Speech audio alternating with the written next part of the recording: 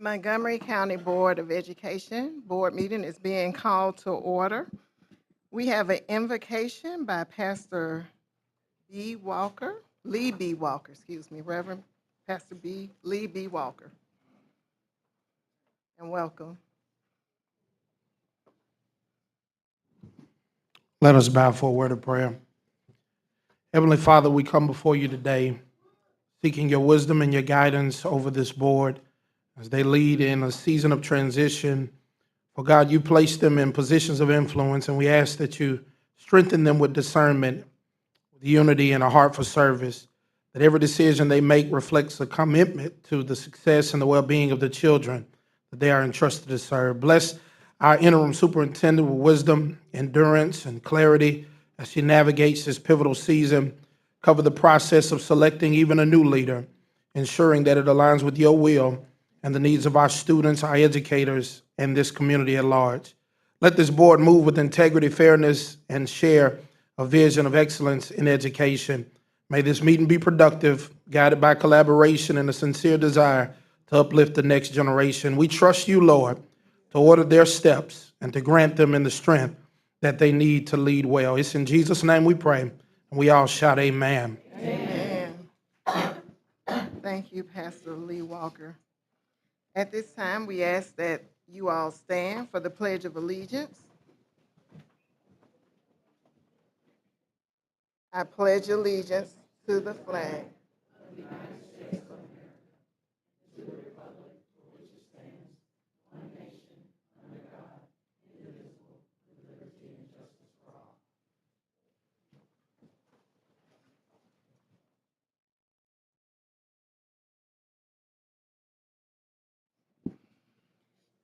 At this time, all members of the board are present, therefore we have a quorum. At this time, is there an approval? Is there a motion to approve the agenda? Madam President, I move that we approve the agenda. It has been moved. There's a motion on the floor. Is there a second? I second. It has been moved and seconded. All those in favor do so by showing of hands. It is unanimous. Thank you. Our next order of business is the board president's remarks. Good evening, everyone, my esteemed colleagues, distinguished guests, and members of the Montgomery County community. Today, we gather at an exciting and pivotal moment in the journey of our Montgomery County public school system. Over the past 2 weeks or so, the Montgomery County Board of Education has embarked on an intensive and deliberate search to identify the best candidate to serve as our next superintendent, an individual who will lead us into a brighter future with vision, dedication, and an unwavering commitment to our students. The process has been rigorous as we're seeking a leader to embody the values that drive this district: authenticity, courage, and a relentless focus on the success and well-being of every child who walks through our doors. We have engaged with passionate and accomplished individuals, each bringing their own unique perspectives and experiences. Through thoughtful interviews, meaningful discussions, and careful consideration, we have examined the qualities and visions of each candidate offered. As we move forward, we do so with the gratitude for the dedication of the Board of Education, for the support and engagement of our community, and most importantly, for the students who inspire us every day. They are the reason we strive for excellence, and they are the hope for tomorrow. So thank you for being a part of this important journey. Together, we will continue to build a legacy of success for the Montgomery County public school system. And those are my remarks. At this time, we'll have Jade Jones with board recognitions.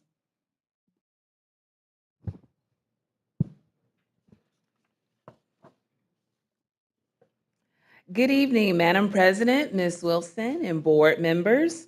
Tonight, as you can see, we have a full house that is filled with excitement and amazing news to share. But first, I would like to bring my colleague, Mrs. Chrissy Hatch, to the podium as she is going to share some phenomenal news about our robotics teams. Mrs. Hatch. Good evening. Thank you for allowing me to share this wonderful achievement of our students. Robotics, y'all have seen me talk about robotics. I'm passionate about robotics. It opens so many doors for our students. And thanks to a partnership with Hyundai that we had, you remember the presentation of the check, it started something that I hope continues for years and years. They sponsored our middle schools to begin with, and then that continued into the high schools. And the success that we've had from that partnership has just, hopefully it's not going to be ending anytime soon. I'm going to bring the younger ones up here first because y'all come on up. We have coming up our middle school robotics team from McKee Middle School. And I'm going to let Ms. Tab let you know their excitement. I don't want to steal their thunder.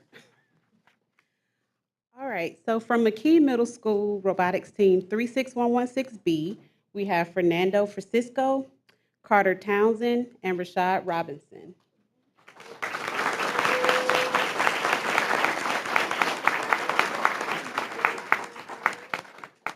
So they are the first middle school from Montgomery Public Schools that will be going to compete at the World's Competition in Dallas, Texas this coming year.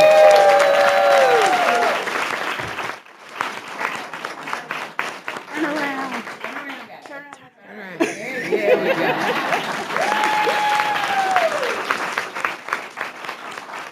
So I want to kind of reiterate what a big success this is. The first middle school team from Montgomery that we have ever had to qualify for Worlds.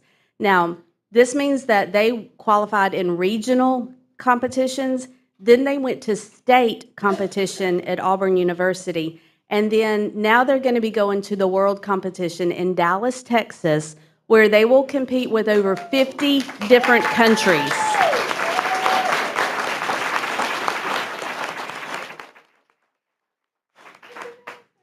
Okay, thank you. You can have a seat. I won't keep you in the hot spot for very long. Oh, yeah, we want some pictures? Yes, I'm sorry. Thank you. And do they have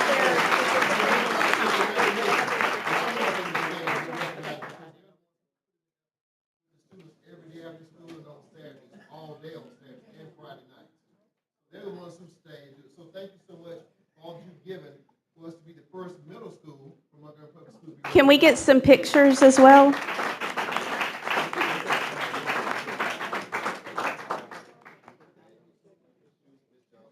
sorry, they're getting tomorrow, not tonight. I know.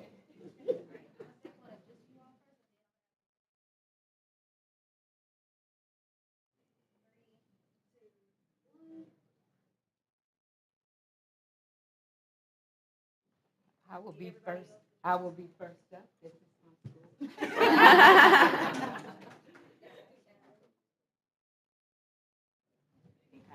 Wait a minute, Sonia, give me a minute, I'll move the chair. You got it? Stay on the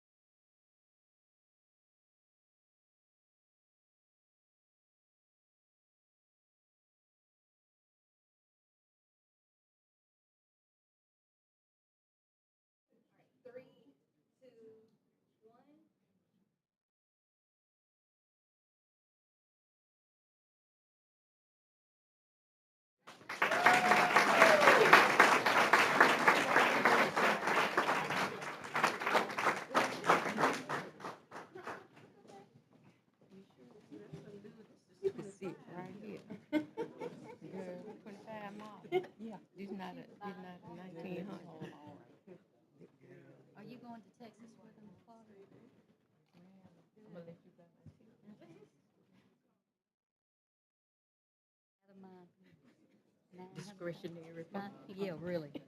Okay, I'm going to continue on with our recognitions with robotics, and I'm going to go to the high school group. We actually have two teams from two different schools, high schools in Montgomery, that were invited to participate at Worlds so far. We're hoping for a couple more qualifications. But we had a team from Brewtech High School.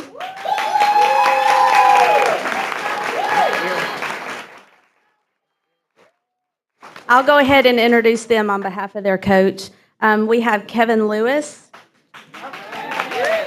Chase Jones, Fritz Pfeiffer, Duncan Friedman, and the other team member that keeps them in order, Elsiana Howell. She could not make it tonight. So just to talk about this team a little bit, this team qualified based on their skills score. They placed first in the state of Alabama, where they competed against 46 different teams.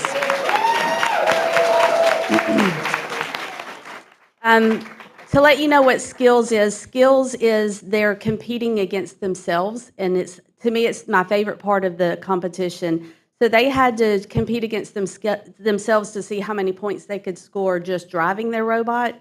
But even more important, they had to code their robot to score many points where they just push a button and the robot had to do everything on its own.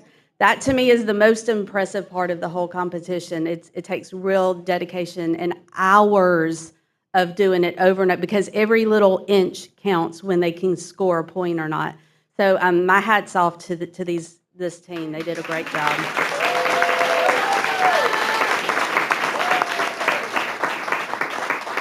And then I want to get their coach up there first, Steve Ballard. Y'all have seen him before. Yeah. And we'll get a picture if y'all don't mind. That's our rock star. We'll get a picture of you.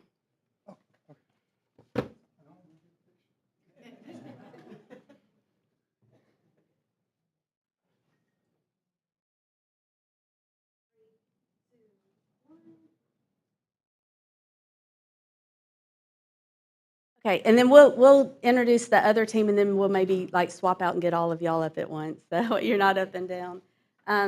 But they'll compete at Dallas. Yeah, if y'all will step aside and just hold. They're going to compete in Dallas.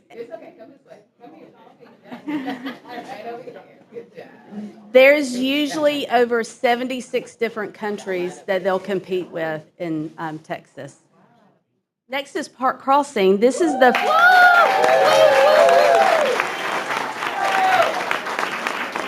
before the coach introduces the team. This is the first time that Park Crossing has had a team to compete at state and a team to qualify for Worlds. So it's our first traditional school to qualify.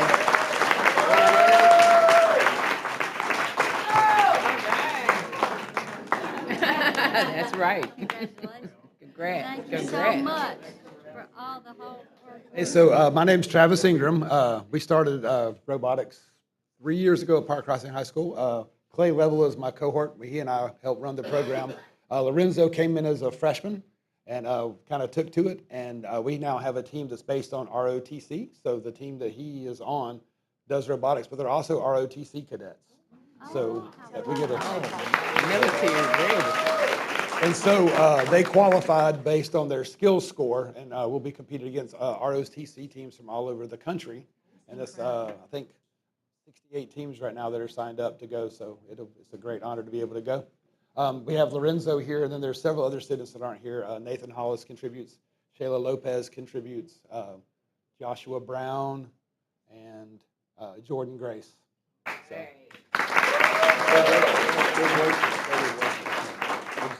Hey, they're working. I mean, thank you. Oh, principal. Ms. Fountain, principal.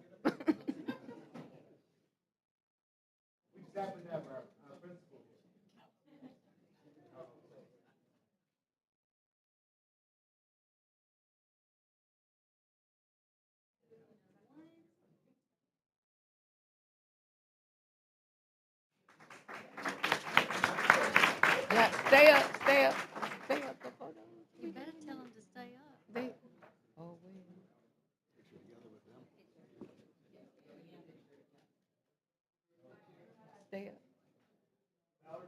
Board, are you all okay with a group picture with the students? Okay. Absolutely. And if we can get our sponsors and principals, let's give our principals and sponsors around. I see Mr. Nord, Mr. Nelson, Mrs. Fountain, the robotics sponsors. This is a collaborative effort. Let's get everybody up there. McKee sponsors, please. Yeah.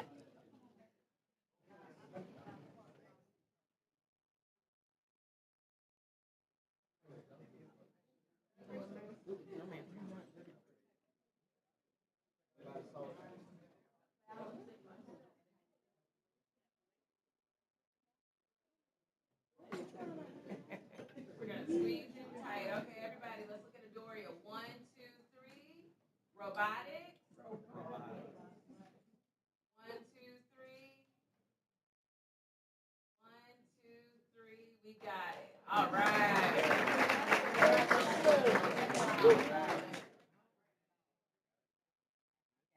Thank you.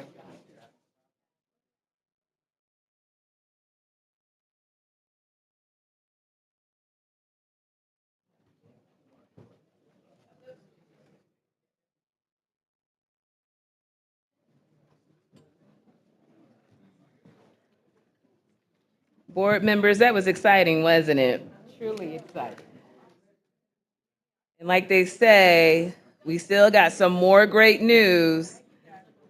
And since we were speaking of robotics coaches, speaking of coaches, what a well-played season by the 6A state champions, the Lady Thunderbirds of Park Crossing.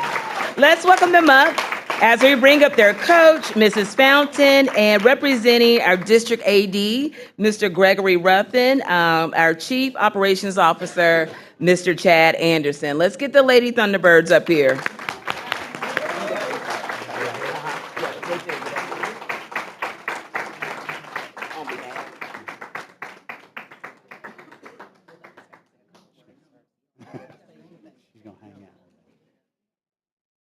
Good afternoon, everybody, board members and our interim superintendent and our board president. Thank you all so much for giving us this opportunity to showcase our Lady Thunderbirds. We are so very, very proud of them. I want you to know that last year when we didn't make it quite the way we did this year, they started practicing as soon as we got off the court that same day.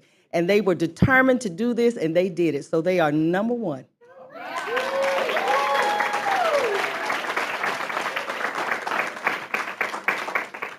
And the district would also like to share, on behalf of Mr. Ruffin, couldn't be here tonight with a prior engagement, but we'd also like to honor Coach Smith with the Coach of the Year award.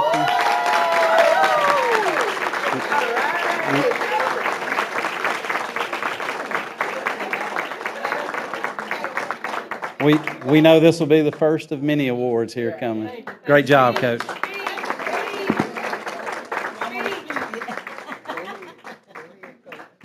All right, I'll do this really quickly. I'm a little bit of a comedian.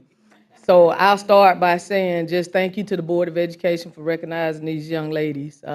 It was not an easy task, but we stayed in there, Final Four a couple of years, and we just worked hard this year to be here.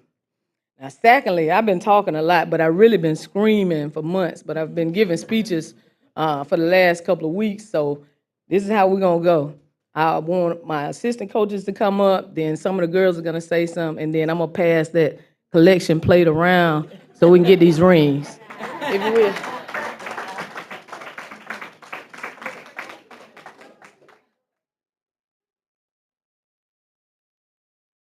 Hello, everyone. Again, we want to thank you guys for acknowledging us. It's been a long season, 365 days, like Ms. Fountain said. As soon as we lost that Final Four game, we was back at it, and the girls was dedicated. One of the things I do want to talk about, as I stated in the county commission meeting today, they are athletic. Yes, we've won a state championship, but they are also scholar athletes. So, the Alabama High, Okay, the Alabama High School Athletic Association requires a 2.8 for anybody to play. Coach Smith requires 3.0, but these girls give us more. We had a 3.7, so I like to acknowledge that those type of things. Well, my name is Coach Will. I'm the assistant coach. I've been the assistant coach with Coach Smith since she been at Park Crossing. And I want to thank the Board of Education and everybody that's here to support us on this accomplishment. Special shout out to the girls basketball team. Like Coach Jay and Coach Smith said, as soon as we lost in the Final Four, we was back in the gym the next day, Sunday through Saturday, early in the morning, late at night. These girls literally worked for everything they had.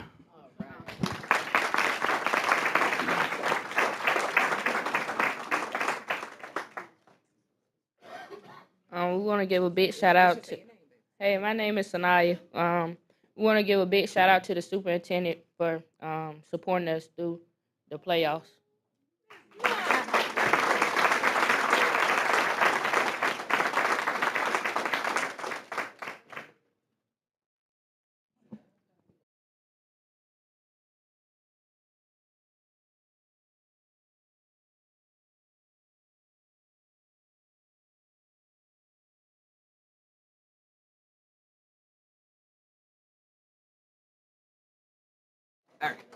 All right, okay, so last thing, before we go, I am serious about the money, but we all know MPS policy, so don't send me anything, we'll put a link up for you.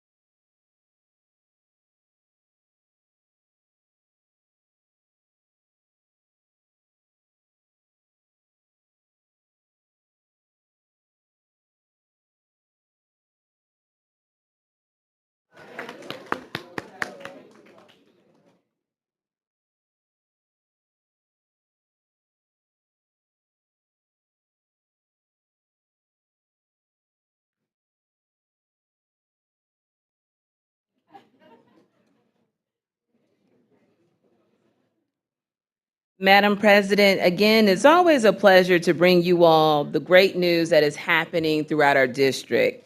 If I may take a point of privilege, we want to remind our audience here and also at home to make sure that they're following us on social media so that they can stay connected with what's really happening here in our district. We have so many wonderful things that are going on, and we share that daily. So we have our social media channels here for those to capture the handles and to be able to follow us and all the great stories that is happening right here in MPS. Again, Madam President, thank you so much. Well, thank you, and you're right, Jay. Good things are happening in MPS. At this time, we will have scheduled comments. I will read the rules and procedures for public participation in board meetings. Public comment requests must be made in advance in writing to the superintendent's office by 4:30 on Tuesday preceding the meeting date. Requests must have specified the nature of the business to be taken up with the board and the name of the person who will address the board to be added to the agenda. Communications must be respectful. Discussing specific student or employee matters will not be allowed.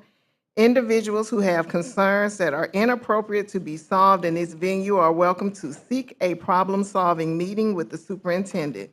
Immediate feedback by the board may not be provided. However, you may be contacted for follow-up by the superintendent or designee. Public comments may not exceed 3 minutes. The board chairman has full authority to terminate the remarks of any person whose comments contain personal attacks or exceed the time limit or are otherwise inappropriate. A speaker may be considered disruptive who continues to speak when the allotted time has ended, when asked to stop speaking by the board chairman, or is otherwise inappropriate. If a person fails to comply When asked to terminate comments, he or she will be escorted to their seats, out of the auditorium, and/or off of MPS's property, depending on the level of disruption. At this time, we'll have Ms. Phaedra Carson Foster.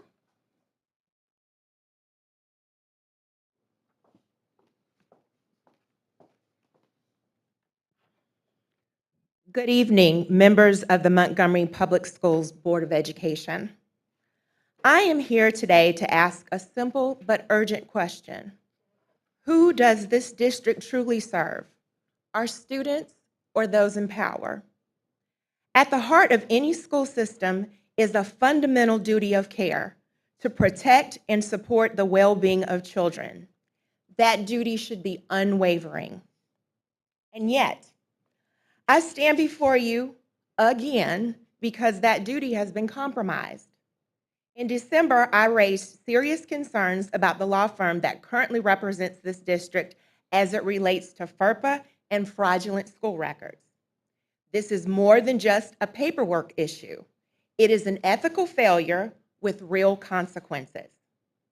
When a school district allows a law firm and central office leadership to alter records to cover probable misconduct, it sends a dangerous message. First, that students who face harm cannot count on the adults in charge to protect them.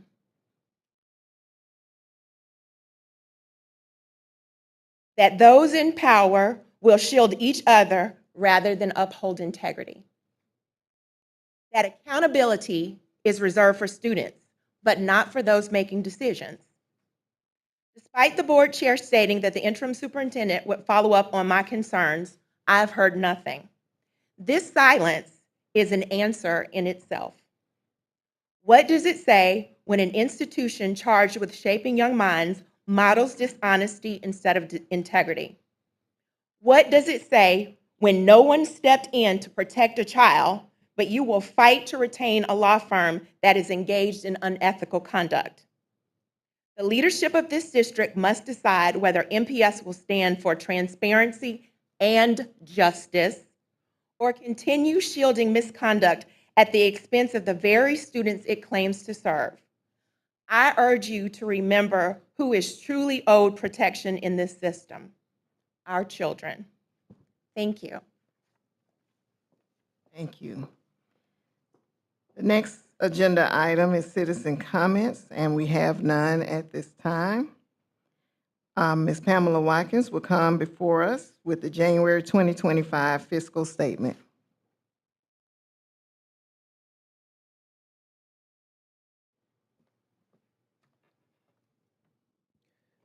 Good evening, Board President, Superintendent Wilson, board members.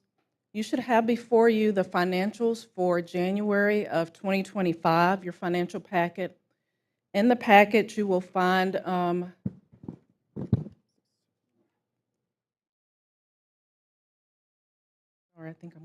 in your package, you will find the reports that represent the beginning of the second quarter of the fiscal year.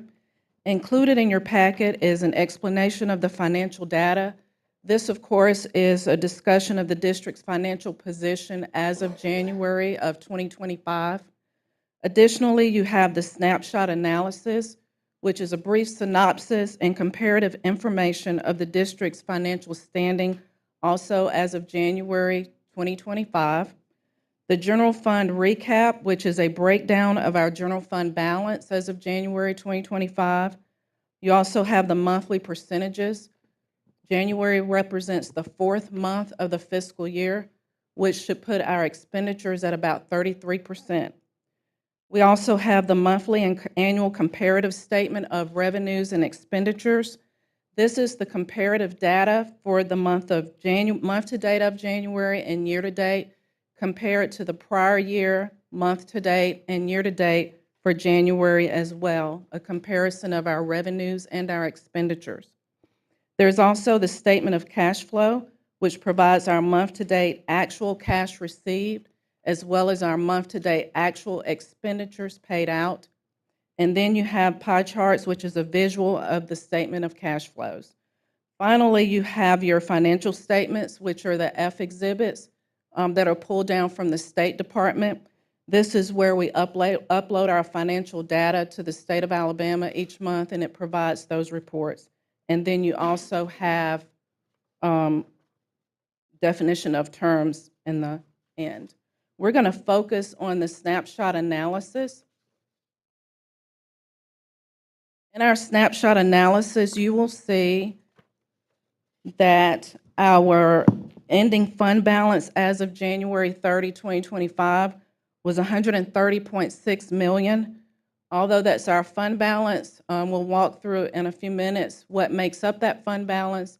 Also keeping in mind that a lot of those revenues are budgeted through the end of the fiscal year. You'll see a comparison of our payroll expenditures compared from January of this year to January of last year, as well as our local revenue comparison, which would be our ad valorem taxes and county sales taxes. You'll see that there's a variance there. However, that's usually timing, depending on what month we get those revenues in. And then you'll see our general fund balance compared to January of 2024. Additionally, as we recap our general fund balance, you'll notice that of the $130.6 million, we have multiple fund sources that are represented there, meaning that there are revenues that make up our general fund balance, but those funds are restricted in that we can only spend the transportation funds on transportation. We can only spend the OSR pre-K on OSR pre-K, and on and on. We have state foundation funds, and we have some other supplemental funds that can only be spent on those particular fund sources. As a recap, I want to go back to the explanation of financial data. One of the things that you may notice is that the expenditures compared to last year are about a $7.6 million difference, and that is also going to be timing differences. However, the bulk of it is related to the reserve accounts that were set up last year. So those transfers out of our general fund to those reserve accounts fall under other expenditures. And that is it. Any questions? Are there any questions? Thank you, Ms. Watkins.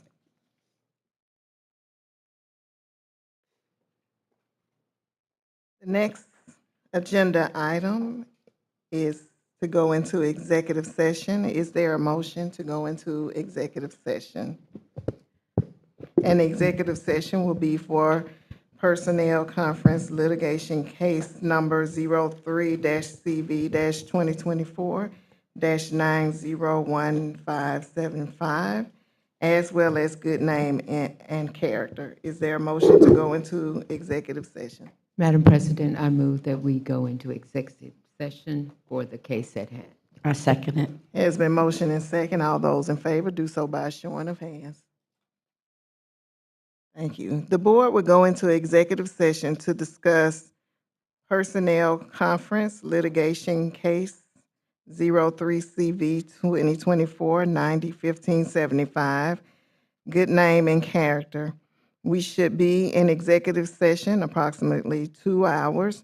During the executive session, no votes will be taken. And at this time, Attorney Powell, if you have any remarks. Thank you, Board President Watkins Smith, board members, Interim Superintendent Wilson. I, Attorney Erica Powell, General Counsel for the Montgomery County Board of Education, do certify that the portion of the executive session set out for the litigation is for the purposes of discussing pending litigation. I, along with Attorney Dana Hill, are both licensed to practice in the state of Alabama, and that pending litigation will be discussed with us both. Thank you. At this time, we go into executive session.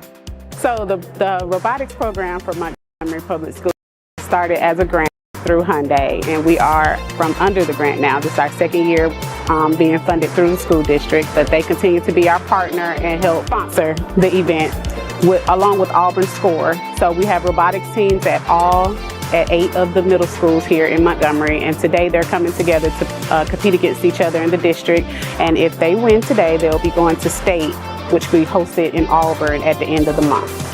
I think that this is a great opportunity for us to skill build and also get students working with technology.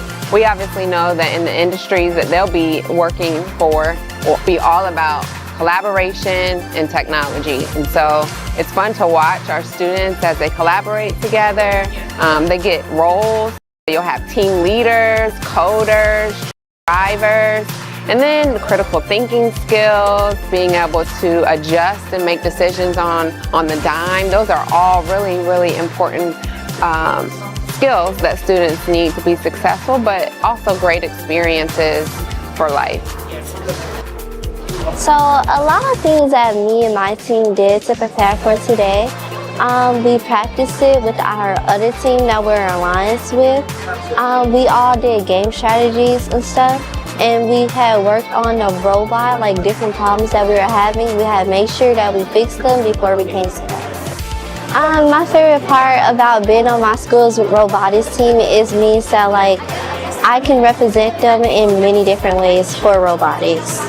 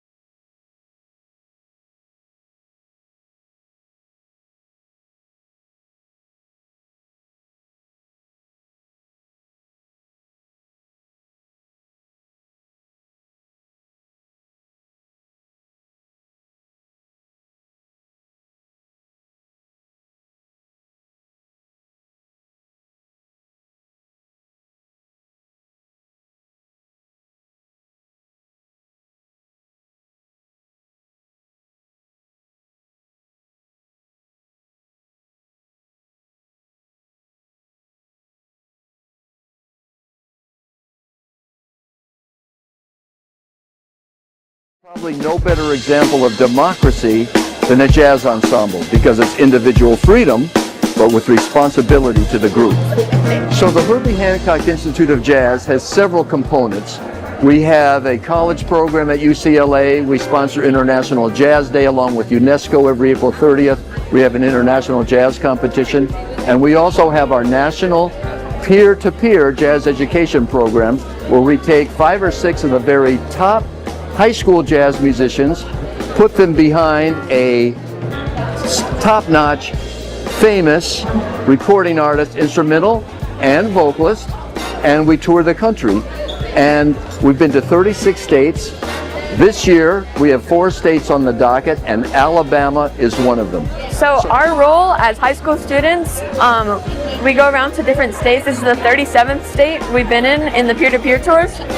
And what we do is we go around to different high schools around the state, and we give a presentation like the one we did today on informants. We play a little bit and we talk a little bit, and hopefully hearing the high school students hearing what we did will hopefully inspire them more than, not to say more, but probably more than adults playing our music, seeing that people their age can do it, that they can do it.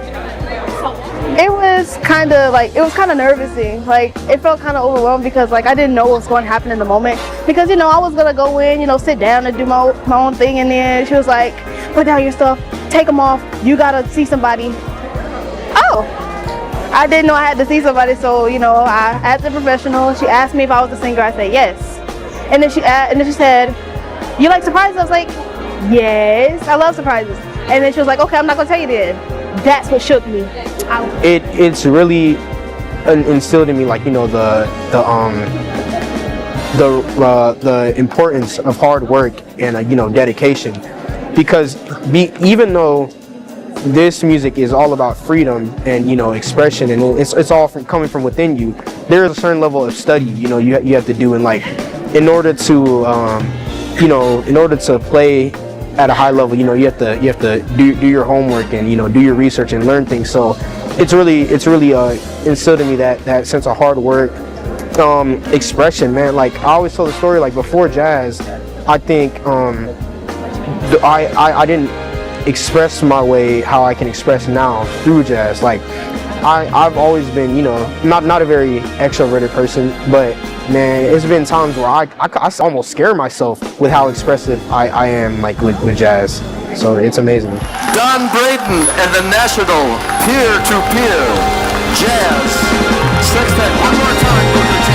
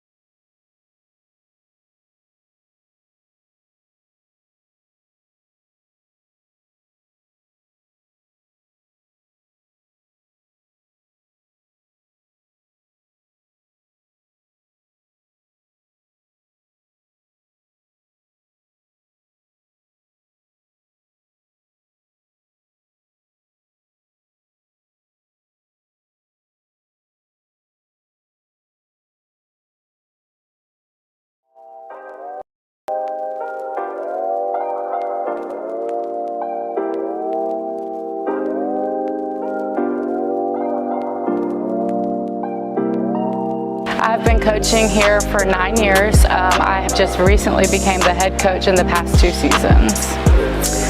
Some of the most important values that we try to instill in the players is teamwork, accountability, communication, time management.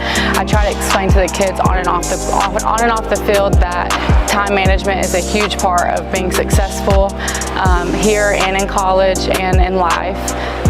Holding each other accountable to make the team better makes them better individually. I've had a lot of great coaches over the years.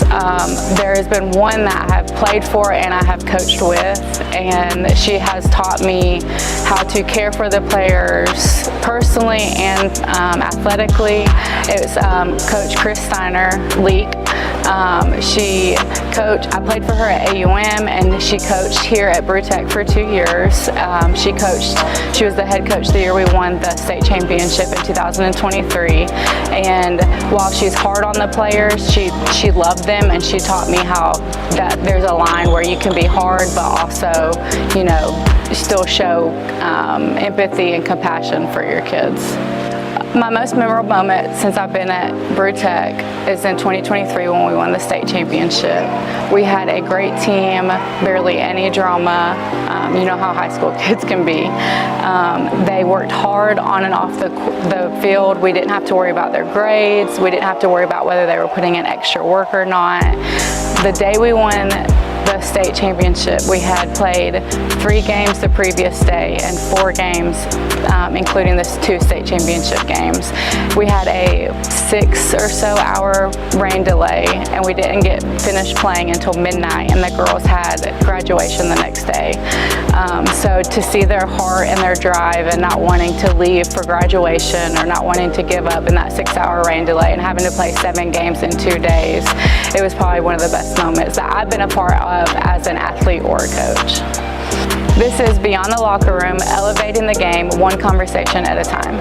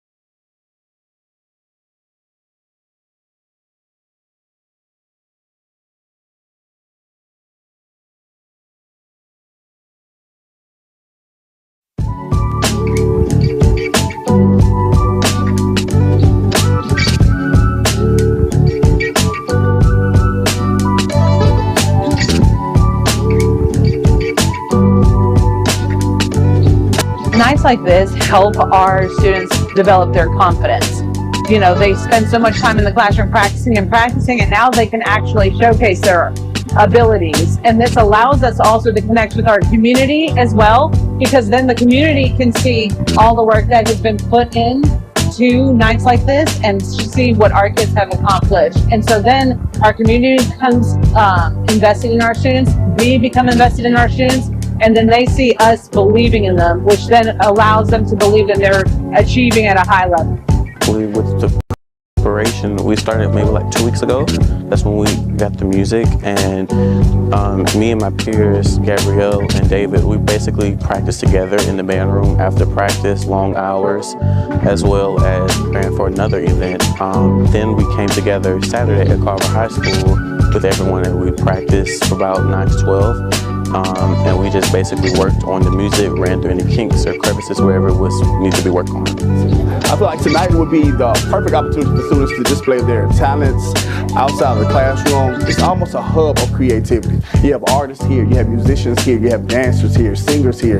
The students get an opportunity to show what they really learn how to do in the classroom and display it to other students as well as their parents and other people who are coming out to watch them, and it's an amazing event. Nights like this bring out the confidence in our students. They work so hard and diligently in the classroom to be able to produce and create such magnificent music and pieces that we just want to be able to showcase them and bring that confidence level up a whole notch of high expectations. Most of us are performers, so it's interesting being on the other side of the creative process and being able to perform it ourselves as well. So it was really fun. It's broadening our horizons.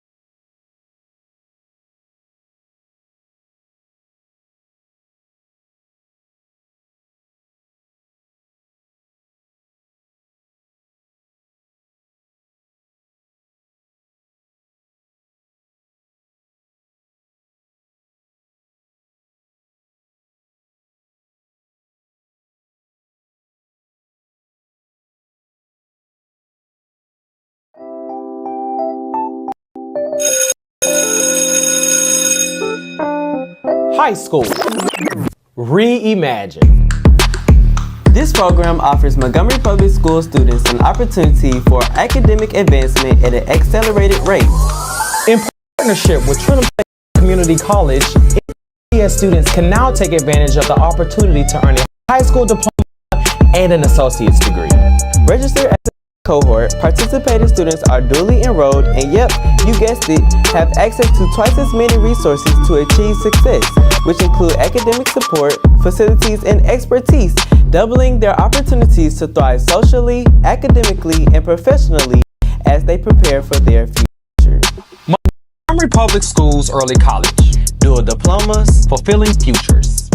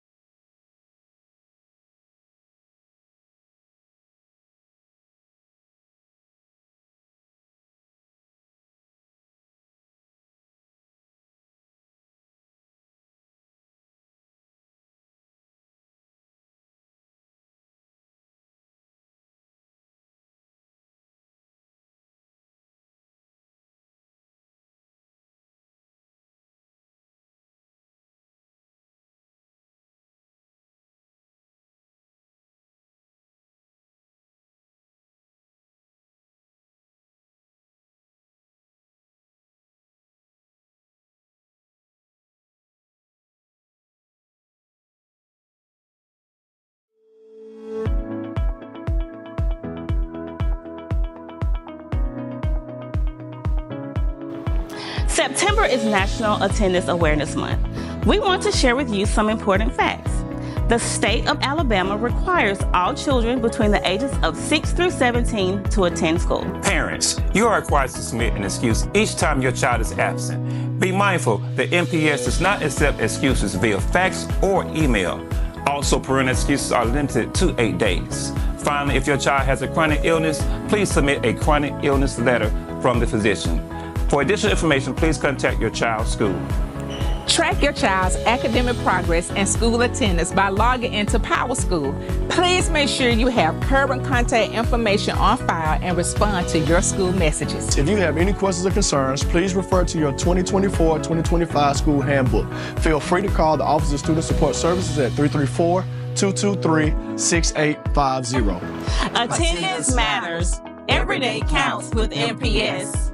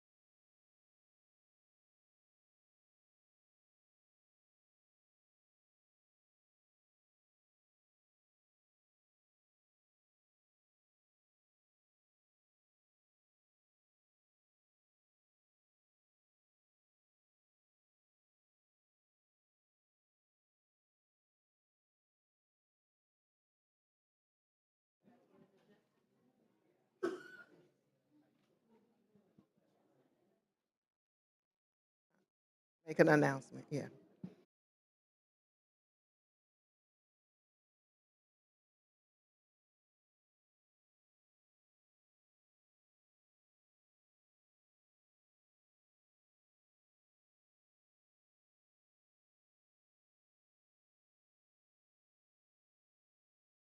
All right, the Montgomery County Board of Education is still in executive session. We are looking at an additional 40 minutes. Thank you all.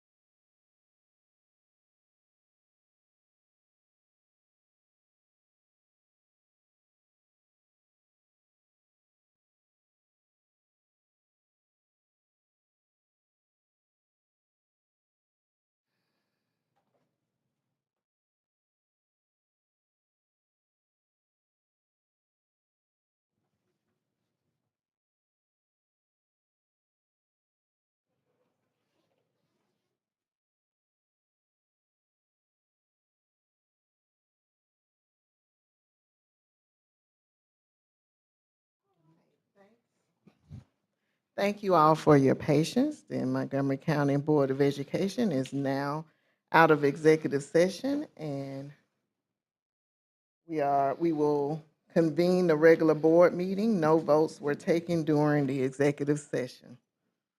I do want to thank my board members for their due diligence. I would like to just thank the community for being engaged. I'd like to thank the stakeholders who have offered input. And I know we're not at the point where we need to be yet, but I just wanted to just thank everyone, including the staff, that have endured this process with us. And we've all endured, but I won't go on much further because you'll hear from me numerous times throughout this particular meeting.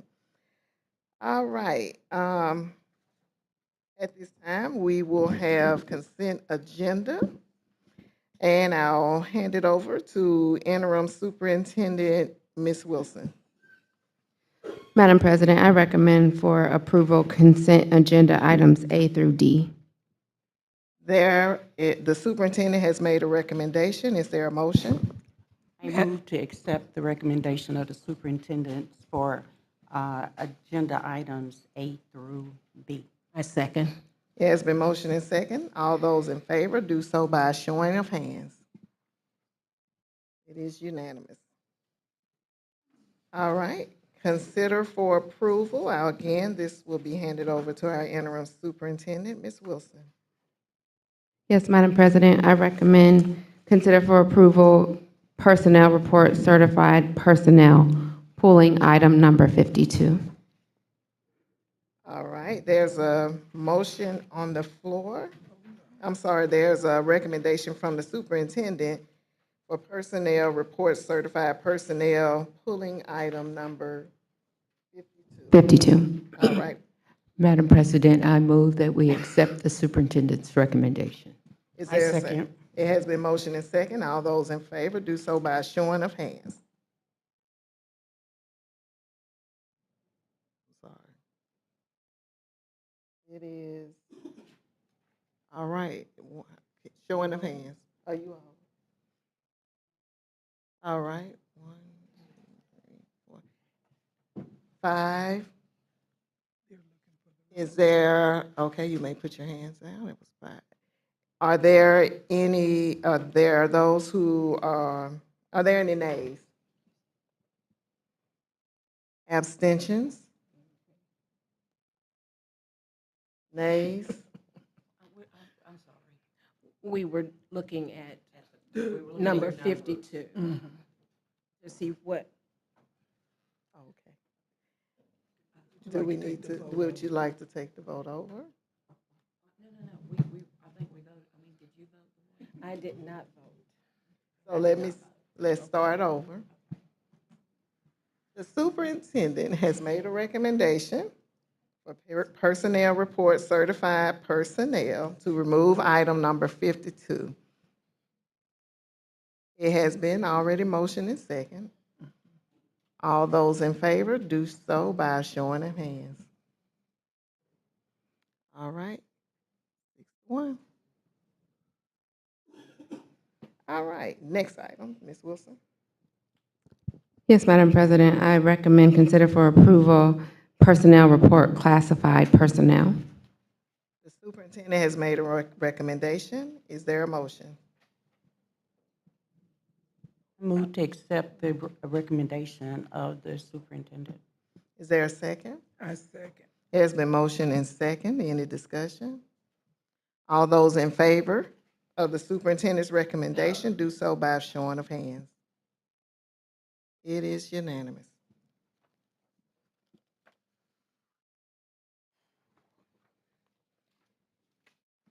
All right, item C will be to approve the approval of the superintendent candidates round 3. At this time, well, I'll just say we are at the point. Hold on, is there We are at the point where we are ready to receive recommendations. Are there any motions for nominations? Madam Chair. I would like to. Let me get Dr. Coleman. Madam Chair, I move to move forward the name of Dr. Constance Evelyn to the next round. I second. All right. There's a recommendation to move Constance Evelyn to the second round. It has been motioned and seconded.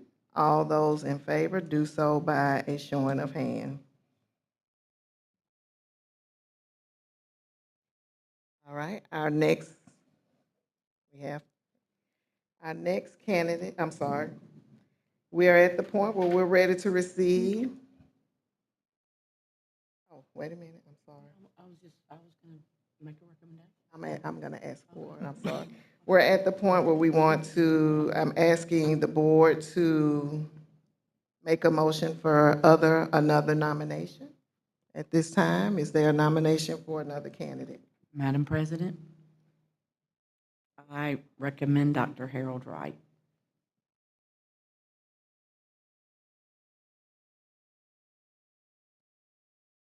All right. At this time, there's a recommendation to receive Dr. Harold Wright. Is there a motion? Well, you made the motion. Is there a second? Oh, it was second. I'm sorry. I second. Okay. It has been motioned and seconded. All those in favor of Dr. Harold Wright do so by a showing of hand.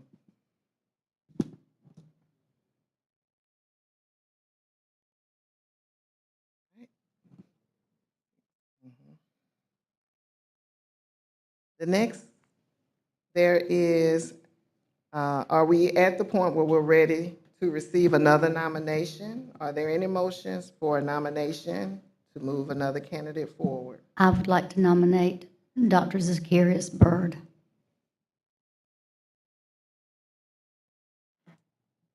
All right. There's been a recommendation to move Dr. Zacchaeus Byrd. Is there a second?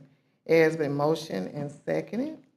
All those in favor do so by a showing of hands.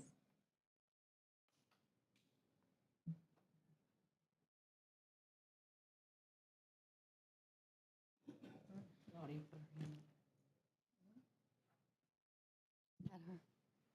right. What was the total?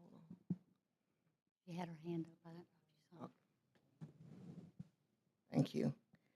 All right. At this time, the nominees were Constance Evelyn, Dr. Constance Evelyn, Dr. Harold Wright, and Dr. Zacchaeus Byrd. The two candidates moving forward will be Dr. Harold Wright and Dr. Zacchaeus Byrd. Is there a motion to accept these two names? Motion to accept these two names. Is there a second? I second. It has been motioned and seconded. All those in favor do so by a showing of hands.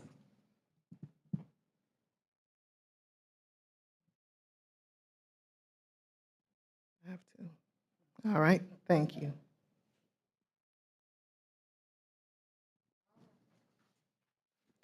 Our next agenda item, Madam Superintendent, is on you. Madam President, I recommend consider for approval item D, approval for resolution for case number 3, Montgomery Circuit Court. There's a motion, there's been a recommendation by the superintendent. Is there a motion? Madam Chair, I move to accept the superintendent's recommendation for approval of item D, approval of the resolution for case number 3. Okay, is there a second? Okay, it has been motion and second. All those in favor do so by a showing of hand. It is unanimous. Thank you. This concludes the Montgomery County Board of Education regular board meeting.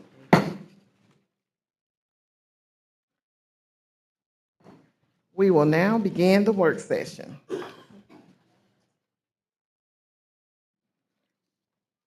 This meeting, the work session, is being called to order. Today's date is 3/11/2025. We have a quorum. Is there a motion to approve the agenda? Madam President, if I may, Oh, yes, ma'am. I recommend to pull item H on receive as information, and before you approve the agenda. That's my Okay. recommendation. All right. It's not an H on here. It is. It's on the work session. It's not on Simply. It's not on Simply. What? I don't have a paper copy. The MTSS and data analysis presentation. I don't have that. I don't have. It's on there.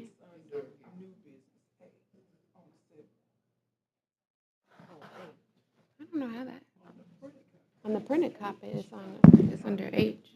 I don't have a printed copy. Well, I actually asked on the printed copy that we have is H. So now I recommend that if it's in assembly as A, it must have been a technology typo.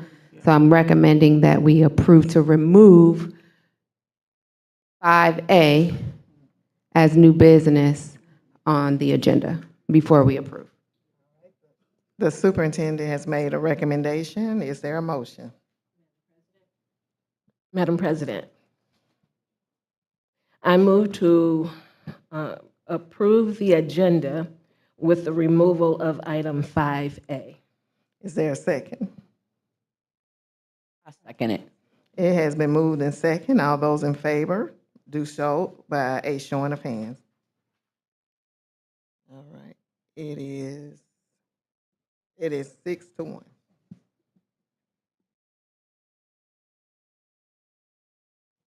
All right. Receive as information, Mr. Slater.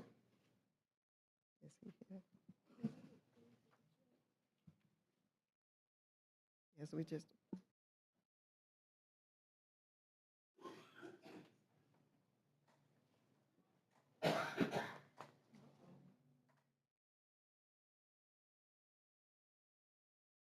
Good evening, Superintendent Wilson, Madam President, members of the board. Mr. Slater was unable to attend, so I'll be filling in for him today to give the Volker update. May I ask, is your green light on your? Yes. Okay. Sorry, I'll lean a little closer. You're fine. Our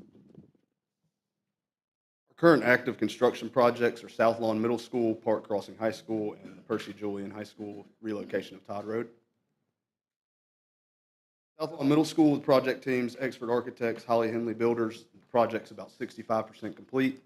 I do want to point out the rendering of the photo. That was during the architectural and design phase. And when I click to the next slide, you'll see just how well the building actually matches the design. You can see brickwork is about 98% complete. They're cleaning brick this week, should be wrapping that up. Window and frame installation is ongoing, and the mechanical, electrical, plumbing rough-in is about 98% complete. So should start seeing trim out happen this week and the next. Park Crossing High School project team is Goodwin Mills and Kaywood, Bullard Cook, and the project's about 80% complete. Once again, I want to point out the rendering from the design phase and how well the construction matches. Roof installation is actually complete this week. Project's really coming down to the finish line, should be wrapping up in about a month and a half. MEP trim out is ongoing, the grading is complete, landscaping starting, and if you guys have been out to Park Crossing, you'll notice just how well the tie-in matches the existing school. It's like it was been there forever.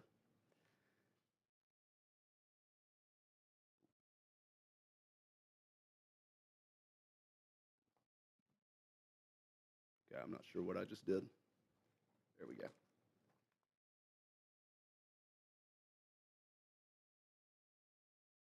And this is the floor plan of the Park Crossing field house, coach's office, locker rooms, big weight room. roll-up doors so kids can go in and out, practice outside as well as working out inside. Percy Julian High School Phase 1, the relocation of Todd Road. The scope of work is seen there in yellow. It's tying the existing Todd Road into the Eastern Boulevard out there. That way we have the entire site to construct the school. The project is about 60% complete. Our site contractor out there is Site Pros. Here you can see we got most of the storm drainage in. 57 stone base has been installed, getting ready to start the curb and gutter, and we'll be paving asphalt soon. As you can see, it runs all the way to the Eastern Boulevard there. I'm standing on Todd Road in this photo. Upcoming for Phase 2, we've held the pre-bid conference for Percy Julian. We've held the bid opening. Todd Road, like I said, should be wrapping up in about a month and a half, and then hopefully roll right into the construction of Percy Julian High School. Here's an exterior of the Carver Field House that has officially been complete. Any questions? Are there any questions? Thank you so much. Thank you. And thank you for coming even on crutches. Yes, ma'am. All right, our next presenter will be Mr. Chad Anderson with Facilities Update. Yes, if you'll look at your spreadsheet with me. Good evening, Ms. Wilson, Madam President, and members of the board. We're looking at the Morningview and Davis capital grant and ATF projects with HVAC and window upgrades. We were hoping to have that bid out this month. It may push a little bit to next month, which would have us bringing that to you for May board approval. But it's going along very well. We're touching up the last little bit, waiting on last comments from the Department of Construction Management, and eager to get that project those two projects started. The park crossing turf and track replacement is moving along very well. We're through with the base that was put in and the drainage. We're waiting on the turf to be delivered, manufactured and delivered. Should be very soon, and they'll start the installation of that. They've scraped the track from the original surface. Sub-base was in pretty good shape for the most part. There'll probably be some patching and repair, and as soon as the turf is put down, then they'll go with the track resurfacing on there, and we'll be good to go for the next track season and football season as well, and soccer season that will fit the track. The Carver High School turf and track replacement is scheduled to bid out on March the 27th. We've received renderings from that and the plans from the civil engineer that designed and is bidding that. That's currently being advertised now. Be very similar to what is being done at Park Crossing to duplicate as much of the existing like standardization that we've gone with in those turf and track replacements. The Bellingrath emergency roof replacement. This is a little bit out of date. I did receive an update on our percentage completion late Friday after I turned this in. We're approximately 80 to 85% complete with that roof. It is really starting to move along quickly now with the work that's having to be done there. The majority of the decking had to be replaced, so that was one little bit for kind of the delay in re-roofing that, but that has been done and completed, and they're working on the metal trim out now and a few sections of shingles that still remain, but that's going very well with that. Any questions or concerns? Are there any questions? Thank you, Mr. Anderson. Our next presenter will be Dr. Gregory King, Schools PLP.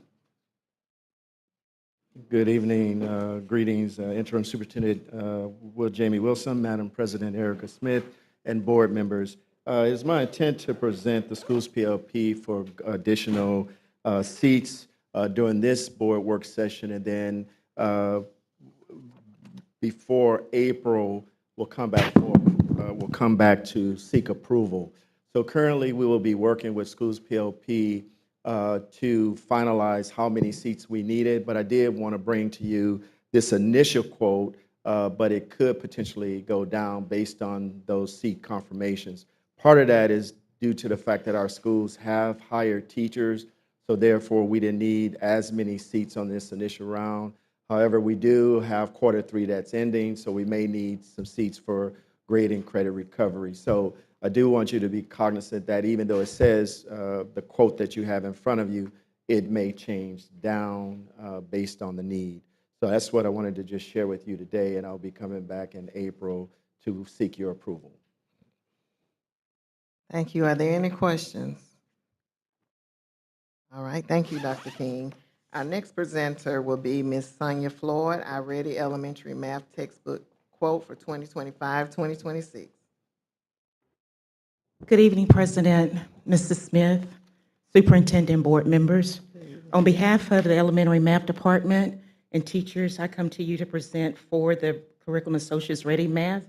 Under the Numeracy Act, we have been given the task to make sure that schools identified as full or limited support, that they have a high-quality curriculum, and the selection that we will continue will be the Ready Math curriculum. We selected that last year upon your approval, and this year we're going to continue. As noted, Ready Math is an approved mathematics aligned with our standards, helps the teachers in order to embed those teaching practices, mathematical teaching practices that foster academic discourse, high order questioning, and productive struggle with our students. Our goal is to make sure that each year our students and teachers have a curriculum that is comprehensive and support the instruction needed in order to move our students from low performance to high performance through the support of Curriculum Associates and myself, along with our math coaches, OMI and AMSTI. One of the things that the expected outcomes is to make sure that not only the teachers are providing the curriculum that's comprehensive, but giving the students an opportunity to use manipulatives throughout the curriculum, as well as student discourse, and also supports our ELL students. Based on our data from our previous usage, as you notice, if you move from right to left, you will see that with the darker percentages that our students are moving at a slow rate. However, they are progressing to where they need to be based on our beginning of the year as well as our middle of the year assessment. And we're hoping to see that data increase on the mid and above and early on grade level for the end of the year assessment. Any questions, any concerns? Are there any questions? Thank you, Ms. Floyd. Thank you. Next, we'll have Sydney Sneed with learning.com quote for elementary schools.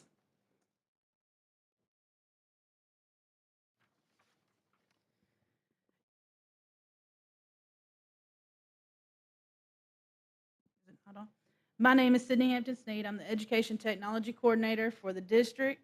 I'm here to present the renewal proposal for learning.com, the Easy Tech Digital Literacy Curriculum. Thank you for your time and consideration and listening to this. I'm going to go ahead and skip on through because I want to go ahead and get to the highlighted points. Really, the rationale for continuing with this program is because it aligns our curriculum with the Digital Literacy and Computer Science Expansion Act.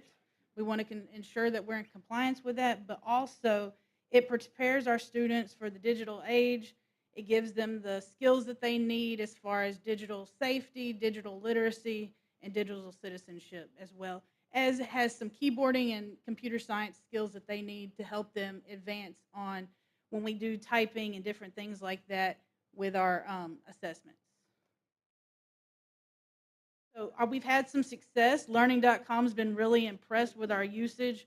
We have 10,995 active elementary students in the program right now. They have completed over 404,000 activities this year, which is astronomical. Actually, Learning.com was quite impressed with our usage and asked me if I would come and talk to some other districts to see what we're doing. So that's kind of where we are with that. Other schools in the past, they piloted it. They had some success, but now that we're full district on, we have a lot of usage. And I've been trying to put those numbers in our board updates so y'all kind of see where we are with that. The implementation plan to continue moving forward.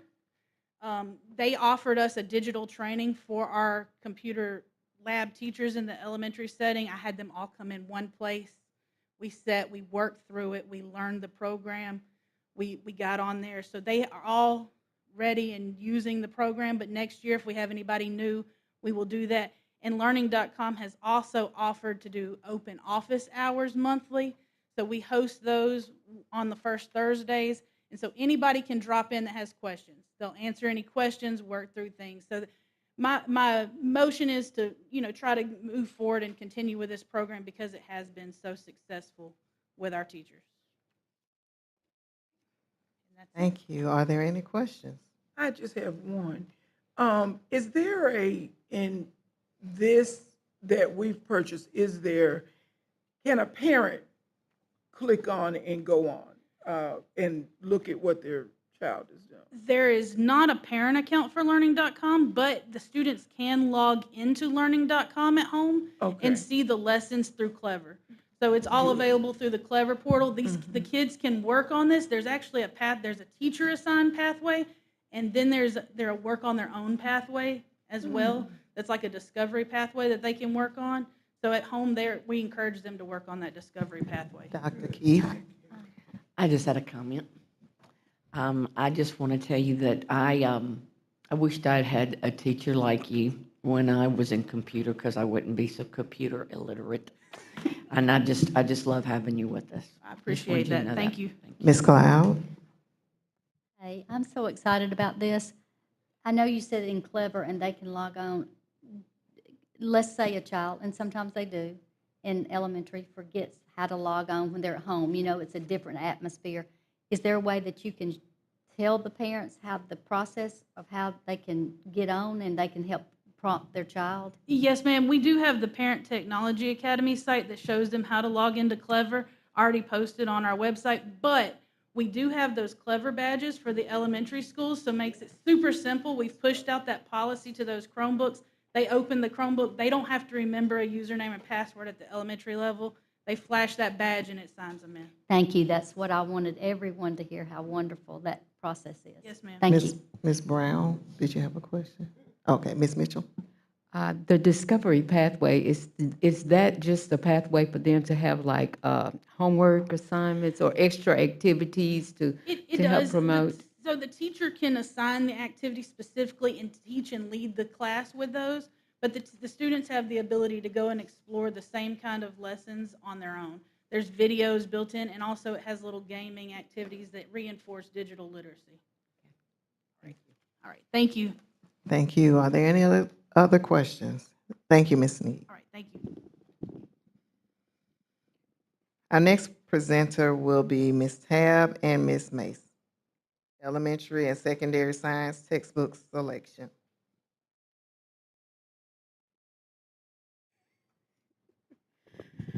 Good evening, Superintendent Wilson, Madam President, and members of the board.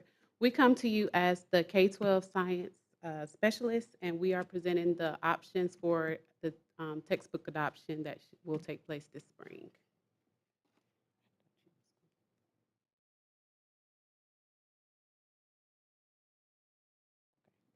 All right, so this slide just shows us what the process was. So when we got the recommendation from the board after we had our committee members, we then had an orientation session and they signed the oath of office.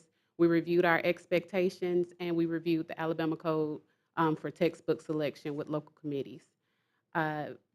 With the process, we went over the process with them and we did a calibration for the rubric, the evaluation tool that we use for each company. And we used a rubric adapted from the State Department, what they use to evaluate the textbooks when they received them. The materials were distributed to the committee, and they were instructed to take them to the schools, allow students, teachers, and parents to review the materials. Some of the teachers also actually implemented them in their classrooms to see how would it actually work when they use it with their students, because some of the companies gave us logins for students also. Then the committee members came for 5 meetings and saw presentations from 5 companies. And then we discussed the materials and presentations before making our final decisions. The committee selections are listed. For K-5, we selected Savis, Elevate Science. 6-8 is McGraw-Hill, Inspire Science. And 9-12, because there's so many different content areas, have a selection from McGraw-Hill for Chemistry, Physics, Anatomy, Cengage for Biology, Honors Chemistry, and AP Chemistry, and Environmental Science. Savis for Honors Biology and Physical Science, BFW for AP Physics and AP Environmental, and Pearson for AP Biology. We are asking on behalf of the committee to recommend the entire State Department approve textbook list for science and 4 additional off-list AP textbooks published by BFW, Cengage, and Pearson be adopted by Montgomery Public Schools. Thank you. Are there any questions? I have Dr. Key? I just want to ask, it's probably a really dumb question, but the textbooks you have, do they have them in ebooks or not, or do we do not use that? No, they're also in ebooks. So all of the selections had the physical textbooks, most of them had workbooks, and they had an online option. So our students have a choice? Correct. Oh, good. And they'll all have access to Clever. And are they trained how to use like the highlighters and stuff in ebooks? And They should be. We do encourage them to teach them how to use those tools because they have it on the ACAP also for middle and All right, elementary. thank you. Thank you. Are there any other questions? Thank you so much. Thank you. Our next presenter will be Dr. Pelton, Marzano Resources, LLC Teacher in Residency Program. Good evening. I'm Angie Pelton. I'm the PD Director. First, I want to thank you guys for allowing us to pilot this program last year and this year. I am coming to talk about the Marzano contract. If you had a brochure here, I just wanted you to be able to have the names and the faces and the schools of our teachers. So you also can reach out to them if you want to ask any questions about what they're learning. Thank you. Are there any questions? Oh, I'm so sorry. It's okay. I know it's tired. My watch is telling me that it's time to go to bed. So, but I'll be really quick. So our goals for the TRA was to provide ongoing professional learning for our teachers that built upon the sessions before. Also, we wanted to recruit and retain our teachers and put them on a trajectory for continuous improvement and to build a collaborative culture among our teachers because we know that learning from others is crucial. And we want to grow our own, meaning we're trying to build capacity. Currently, we have 64 that were in the first year in the cohort. And this year, we had 53. When we started last year, we had 74, and we lost 9. Some of those went to different districts. Others, I'm not sure on their location. Our schools with TRAs, you see these are the schools here and the number of teacher residents at each school. We did add Capitol Heights this year, Del Reyta and Wilson. And the goal is the more we train, the less slots they will need so we can include more schools. If you look at the first cohort, you see here we have a huge number of teachers on emergency certification. The red is they're on their second year, and the green is their first year of emergency. The quotes are just from teachers and some of the trainings that they have said. Wait, Yes. will you explain that again? Where I'm looking, where the red is your emergency certified? How, I'm not seeing that. On the screen. Oh, okay.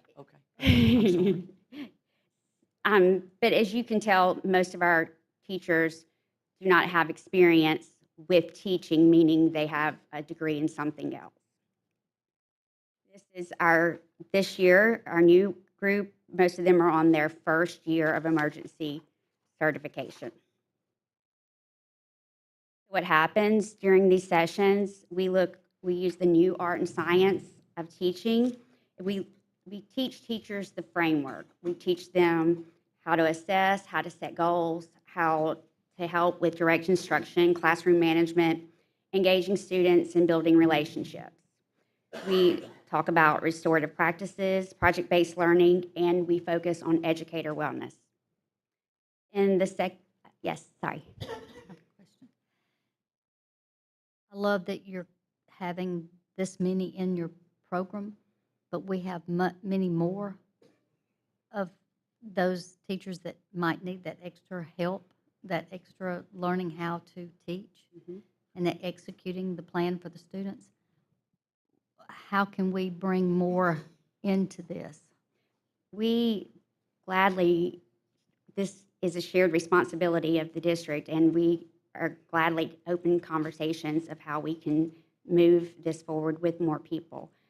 We have our PD department that we want to make sure that we're providing coaching support in the classroom beyond just the professional learning that I'm asking for in the Marzano contract. However, the larger you get, we need more people to help with the support. So it is a shared responsibility of the district, and we're open to any conversations to move that forward. Because we've got a little over 400 that needs that support too. But thank you for answering that. In year 2, we focus more on standards-based instruction. We introduce proficiency scales where students and teachers know the exact skills that are missing or underneath the standard, and it helps them tier instruction. We also talk about restorative practice, assessment, aligning with standards, and a deeper dive in educator wellness. So we have 7 days of training, but those days are duplicated because you can't have a large number of teachers out of a building on the same day. So we have a year 1 cohort A and B and a year 2 cohort A and B, just so teachers can get access to the program without having to have so many subs. We provide, the PD department, we provide 2 after-school trainings. We have a Schoology course that we work with our teachers in, and the in-classroom coaching support. We also take the evaluations after each session, and we tailor the next session to make sure we're addressing the needs. Like the last time, we focused on scaffolding and differentiation.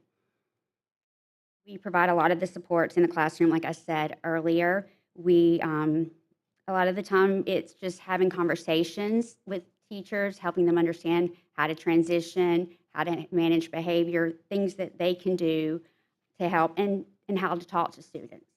We, and then we talk about instructional design and looking at student work samples. I'll let you just read that quote. And I just wanted to share with you all that I feel like I've grown so much as a teacher. I've learned so many different instructional strategies. And like, for instance, today we talked about direct instruction and how to better chunk our content. And I just feel like I've become more confident as a teacher, and that's made me more happy in the classroom. And I have learned so much about the science of teaching and how to be a better teacher for my student. And it also just feels like I'm getting support from the district to be a part of a program like this. I have been so excited to be a part of the Teacher Residency Academy because I, for the first time, feel like I belong in this community of teachers. So I started out, I knew I was supposed to be there when I got there, but I knew that I had to shape my skills and learn a little more about being a teacher. So, yeah, coming into my 3rd year this year and applying what I have learned in the academy, I finally feel like I can just roll with the punches when something. TRA, I personally love it. It has given me insight.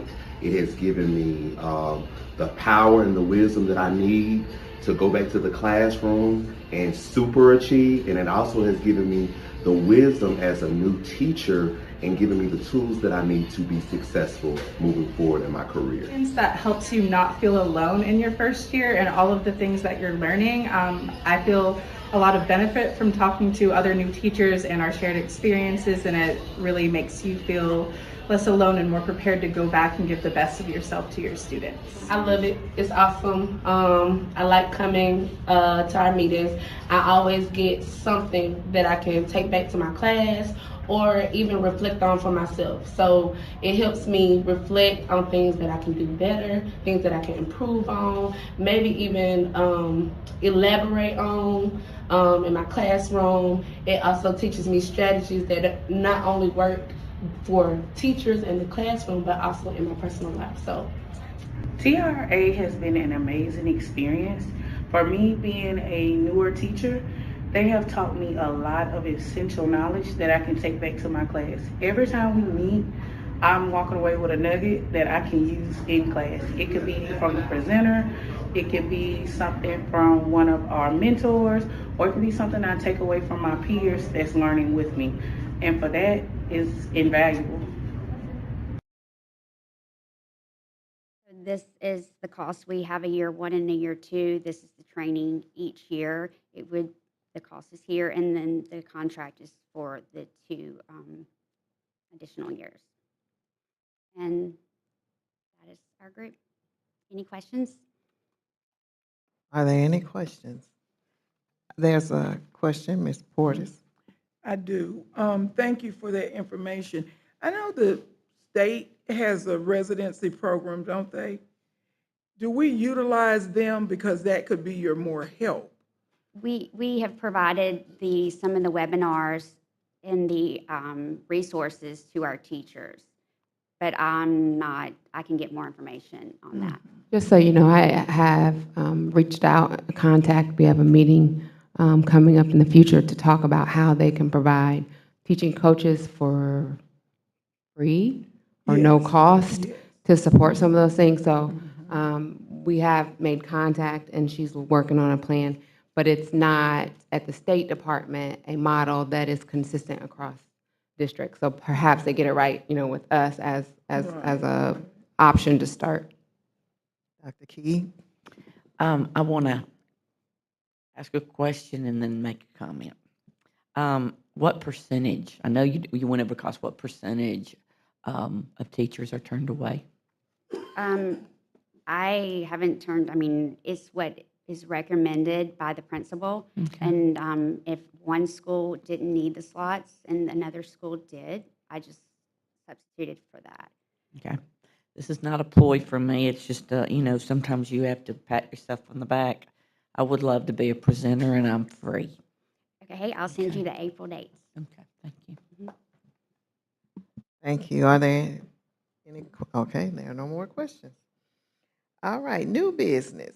I do know that, Ms. Brown, you had a question. Were you satisfied with your answer no? Okay. All right. Any other new business? All right. Before we close, let me just tell everyone, please visit the website to see the final step in the superintendent search.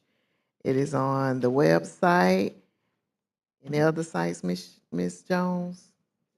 The superintendent final step.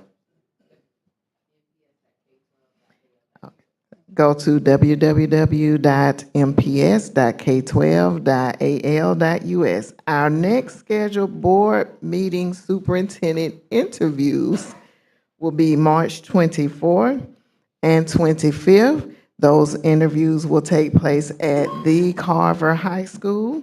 And our meeting after that will be April 8th, 2025 in Training Room 1.